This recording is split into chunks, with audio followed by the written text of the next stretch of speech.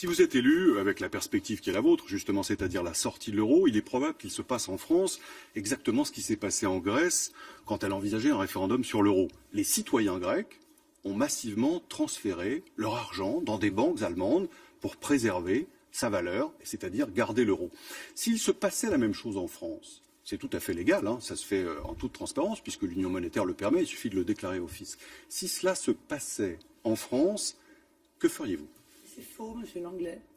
C'est ce qui s'est passé en Grèce pour plusieurs dizaines de milliards d'euros. D'abord, permettez-moi de rappeler, petit rappel historique, mais qui n'est pas inintéressant, que le référendum en Grèce a été fusillé, il faut bien le dire, par Mme Merkel en association avec M. Sarkozy. Ils ont toujours eu peur des référendums car ils ont peur du peuple. Moi, ça n'est pas mon cas.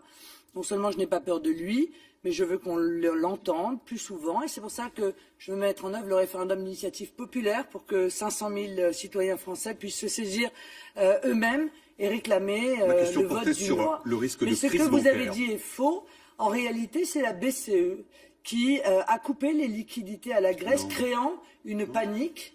Et c'est bien le problème de l'euro. Et merci de mettre le doigt sur ce sujet, monsieur Langlais. Je l'ai dit plusieurs fois. J'ai dit à tous ceux qui nous écoutent, vous savez, l'euro, ça n'est pas seulement une monnaie.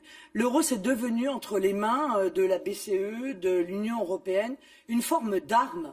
C'est une arme politique pour forcer les peuples à aller là où ils veulent qu'ils aillent. Bien. Et notamment dans la voie de l'austérité.